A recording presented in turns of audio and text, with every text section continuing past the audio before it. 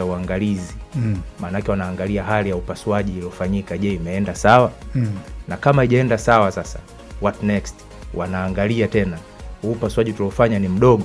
Kama ni mdogo, acha tufanye mkubwa zaidi, baada kama mifupa haijaunga au haijafanya vipi. Hali hii ilishaye kumtokea hata Mzize. Mzize sasa alifanywa upasuaji, akarudi tena kufanywa upasuaji.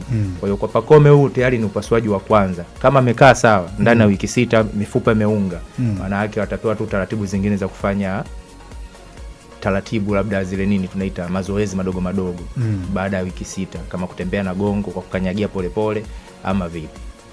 Okay, na mbali ya hapo nadhani mapokeo yalikuwaje kwa mashabiki? Naona wamepokea katika namna tofauti ya lile tukio, na kuna kitu mimi sijakipenda, japokuwa watu wanajaribu kulinganisha kusema kwamba mliwahi kuzomea baadhi ya wachezaji wa Simba wakiumia. Kuna watu wamekuwa kicomment kwa kwamba ni jambo ambalo la kawaida tu kufanyika. Nadhani ni football ni contact game. Nafurahia wengine wamechukizwa na ile tukio, lakini wachezaji wao wenyewe wanaombeana kwa kuwa wanaamini kabisa kwamba hiyo ndio ofisi yao. Kwa mchezaji akiumia amekwenda kuharibu ofisi yake. Kwa hiyo bahati mbaya tuna mashabiki ambao sijui ni wahitaje, ni mashabiki. Kwa upande wako? Nafikiri si rahisi kwenda moja kwa moja pengine ukawazuia mashabiki kwamba waache kuongea. Ni ngumu, lakini kiungwana sio sahihi kwa kile ambacho wanaendelea kukifanya, kwa sababu ukiangalia namna ambavyo lile jeraha limeenda kutokea jana, ilikuwa ni hali ameongea vizuri kwamba mchezo wa mpira wa miguu ni contact game. Yaani ni game ambayo inahusisha watu kukutana. Na hata ukiangalia kwa karibu namna ambavyo Hassan Wahabi alikuwa anaenda kuchallenge kwenye ule mpira, alikuwa ni mlinzi wa mwisho, hakuwa na namna nyingine ya kufanya zaidi ya kwenda kucheza tackling. Lakini baada ya wakati ambao alikuwa Pacome tayari alishampita mlinzi mmoja wa JKT Tanzania, haibaki Hassan Wahabi ambaye ni mlinzi wa mwisho, kwa sababu challenge yoyote ambayo ingekuwa reckless ilikuwa inaenda kuwa kadi nyekundu. Wahabi alikuwa anajaribu kwa namna yoyote apeleke miguu yake uvunguni kwenda kuchukua mpira, lakini Pacome tayari alishautoa mpira. Wahabi akaenda kukuta mguu wa Pacome. Ilikuwa ni very clear, ni foul, lakini ilikuwa ni reckless, lakini ilikuwa ni foul ambayo haikuwa na dhamira ya kwenda kucheza foul, kwa sababu alionyesha anaenda kufanya tackling kwenye mpira. Sasa baada ya pale tuliona lile jeraha, baada ya kuonekana bwana lina ukubwa kiasi gani, ndo hata Hassan Wahabi mwenyewe ambaye alienda kucheza madhambi alionyesha kabisa kwamba hata yeye ni kama alikuwa na regret kwa kile ambacho amekifanya, kwa sababu kilienda kuzalisha foul ambayo ilikuwa ni kubwa.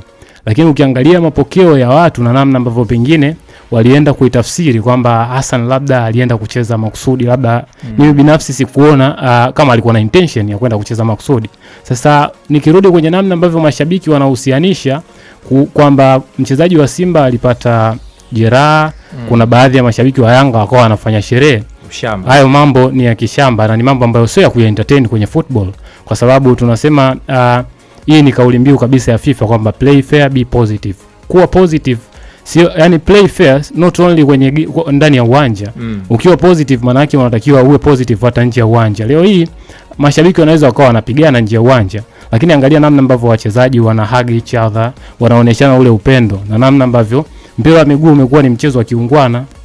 Sasa ukienda shabiki akienda kucomment, ni ngumu mimi hapa kwenda labda kumzuia shabiki asiende kucomment, kwa sababu football ni emotional game pia. Ni mchezo ambao unahusisha hisia.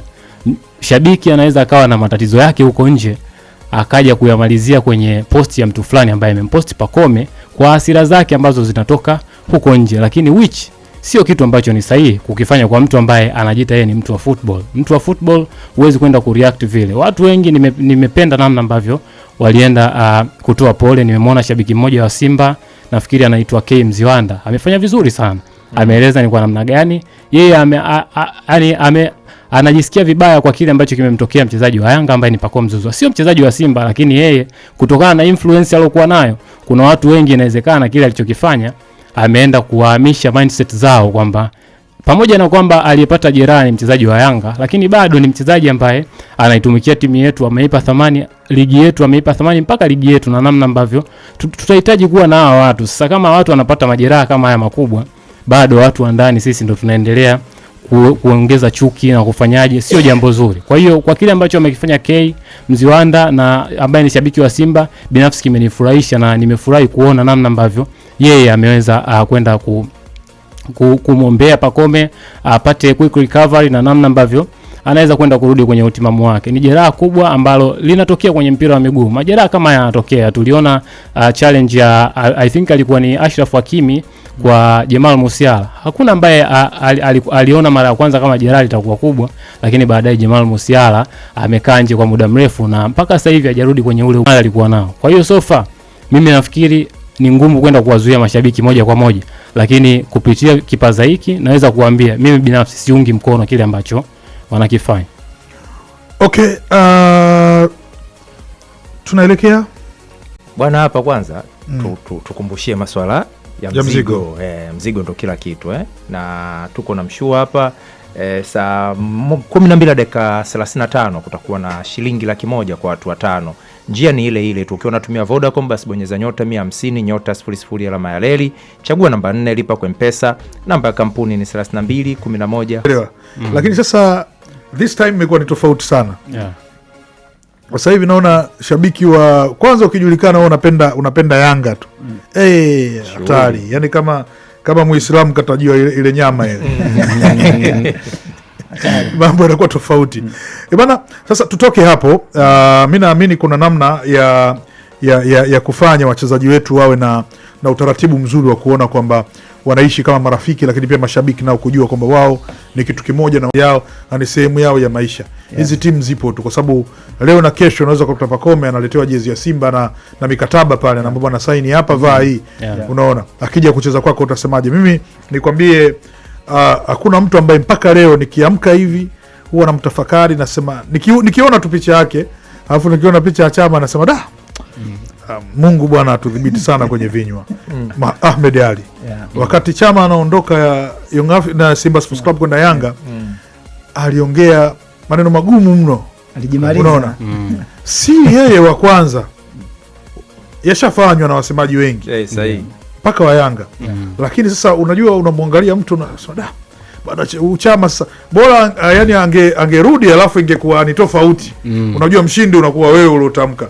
Lakini anarudi alafu anakupa furaha ambayo wewe ulikuwa umeimisi kwa takriban miaka 4. Unaona bwana huyu ndio nasema mzee huyu. Tunaacha sisi wanachukua wao.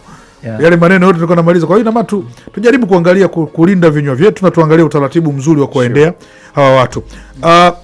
Kwenye ligi kuu ya Tanzania bara kuna historia nyingi. Unajua mimi niliwahi kuzungumza hapa Abdalla Juma alikuwa ni moja kati ya washambuliaji wazuri. Jana tulimgusia hapa.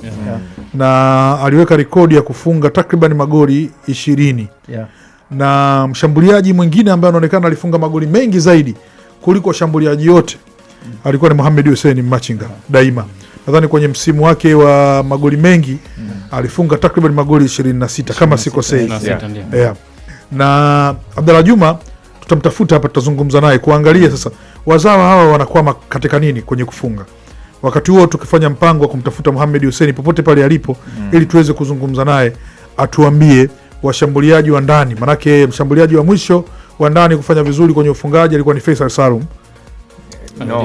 George Mpole. George Mpole alifikisha magoli ambayo 19 hakuwa top scorer. Hakuwa top scorer. Lakini kafanya vizuri. Kafanya vizuri. Ndio maana nasema wa mwisho kufanya vizuri ni yeye. Kuna kuongoza na kufanya vizuri. Sahihi kabisa. Kwenye muktadha ambao tunazungumza kwa washambuliaji. Fei anakuwa kwenye idara ya kiungo mshambuliaji. Kwa washambuliaji. Wewe unataka juu tu hapa. Goli linafungwa mpaka na kipa lakini. Juma Kaseja wewe kufunga alafu.